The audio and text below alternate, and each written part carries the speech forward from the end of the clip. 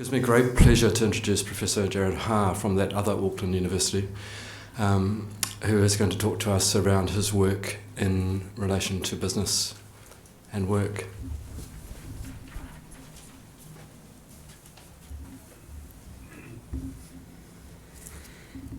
Is there a magic clicker?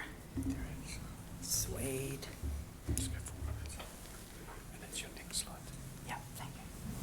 Kia ora everybody, I've got a big voice, so I'm going to come out from behind the lectern because I'm sure that's loud enough for the camera. So I'm going to talk about some research I've been doing. It is in our sector, science, research, innovation, and I'm particularly looking about retaining and attracting Māori scientists. That's kind of one of my angles. Happy to have, so let me do the next slide. So here is our paper title, He Aronga Takirua, which regards the double shift, the cultural double shift that Māori scientists do. My co-author and I, William John Martin, he was at Callaghan and he's just moved to MB. And one of the things we're trying to do here is, gosh, it would be a brave academic to say shake the system, but kind of, I guess, hit the system again and say, you know what, there are structural issues in the Māori Academy that need addressing, and we're trying to use this as use this as a vehicle to leverage that. Happy to add pressure onto my Vice Chancellor, bless him, because he said I had lunch with him yesterday and he said, I heard you on the radio talking about this, and this is something we need to do at AUT. And I'm hoping that AUT will be first to make some kind of movement on this, and then we can lay the pressure down on all the other universities and lay some pressure on all those CRIs and basically everybody in the system. So we had these kind of three research questions. We were interested in the vision, Mātauranga policy, and how it worked on the way scientists engaged with Māori stakeholders. Was there pressure? Are there benefits? How do they cope? Etc. So we started off quite scientifically broad, and I've only got two more slides really. This is a little bit on our methods. So I'm a quantitative researcher, and we did this qualitative study, and I like to think I put my quantitative lens on it. And so I did the first 12 interviews. We then had this national hui of Māori scientists across the National Science Challenges, and we had a pre-survey hui, which is the second survey there, 55 participants. We then had about 60 participants in the hui that we had recordings from, and we had a follow-up post-hui survey of 41 participants, and then in the end we looked at job contracts around the 6-month period, which had about 12 roles specifically targeting Māori. So when you say, what are you basing this on? Lots of research, lots of comments, lots of Māori scientists in the sector. And this is really our contribution here. I will stay near the microphone. So we've got these, the drivers there, human capacity. Lots of Māori talked about the fact that I have to do it because there's nobody else. Right? I need somebody to serve on the Māori committee. I need a scientist in our team to engage with the local iwi. You're from Tainui, but our local iwi is Ngāi Tahu. You're the only thing we got. Kia ora, thank you very much. And if you think about that from a Western scientist, you'd say, well, I don't know anybody in Ngāi Tahu. There's your free pass, right? You're straight away. Now, Māori won't go, I'm not Ngāi Tahu, and maybe Ngāi Tahu and Tainui, maybe we get along good enough. But instead you think, oh gosh, if I don't do it, who are they going to send? Oh, we'll send, so-and-so. Oh no, we're not sending him. He's going to insult Ngāi Tahu, so now I've got to do it, right? So straight away there's this kind of additional pressure on. And we talked about a couple of things there. That was the kāwenga, the responsibility of being Māori, Mātauranga Māori, Where's Helena gone? There we go. Kia ora. You know, this responsibility. So scientists said, I'm doing my, and just in case you're thinking, so I'm a social scientist, but I'm a chemistry scientist working in a lab. But I have to come out of the lab and I have to explain mataranga Māori, and I wear that like a weight on my shoulders of the responsibility. Whakawhanaungatanga, there is this relationship time and networking. And why Māori scientists might enjoy that, every extra day I spend doing that is not an extra day in the lab.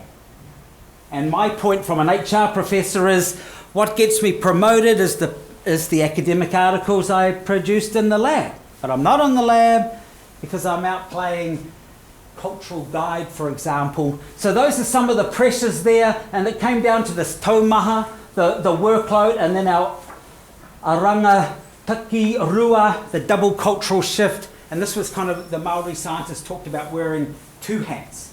And I think the trouble with this dual hats is people think, oh, you just take one off and put the other one on.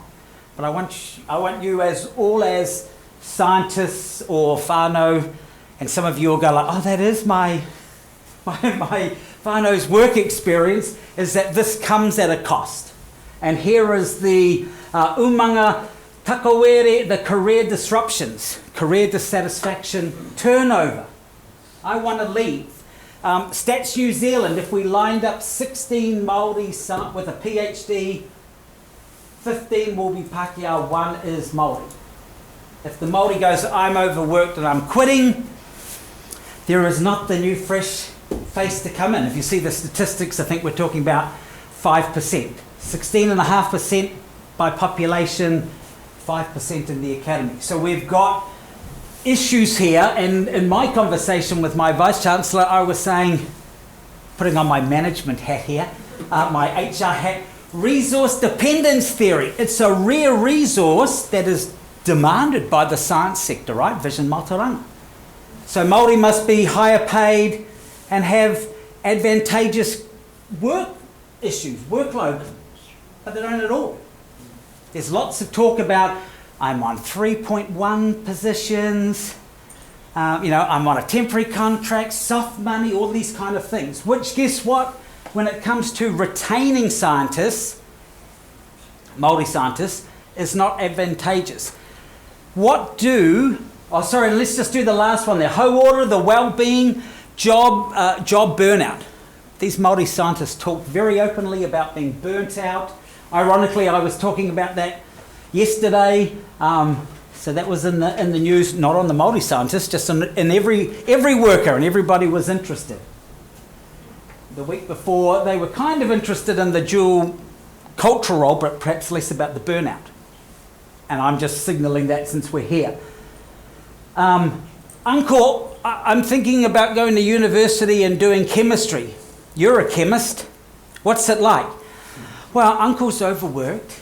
I spend all my time dealing with Ngāi Tahu. Oh, I thought you were Tainui. Yeah, but I happen to work in the South Island. And that's fine. Lovely people, but not my tribe. And I spend all my time doing all the work because nobody else in my lab wants to do it or can do it or could do it without culturally offending the most important person, entity, iwi, around our university. And I'm about to quit because I'm going to go back to Tainui and work on some research thing. So I go be a lawyer. Yeah, go be a lawyer or something. Don't go into STEM. Why would you want to go there? Because it's such a...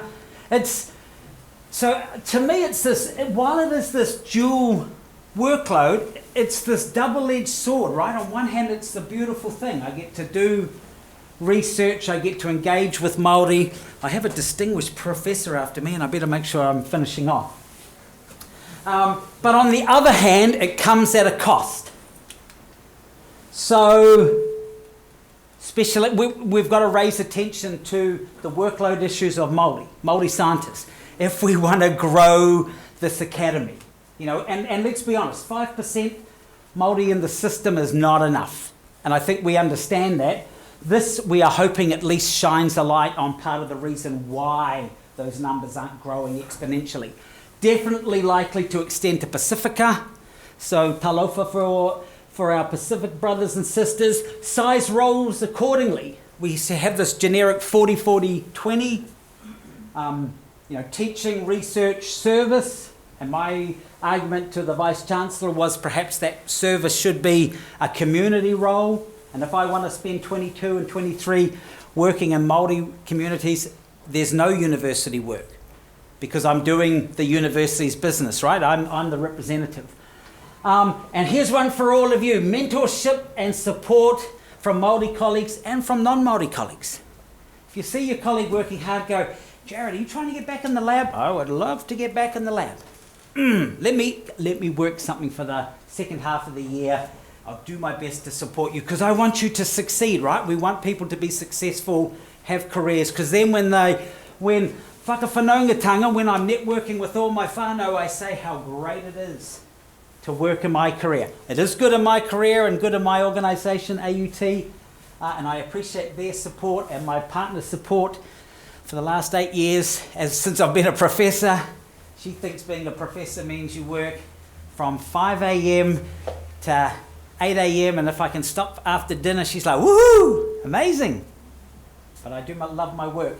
So kia ora everybody, please, acknowledgements there to Taka Keegan for the Te Reo and National Science Challenge for the funding. Kia ora, thank you.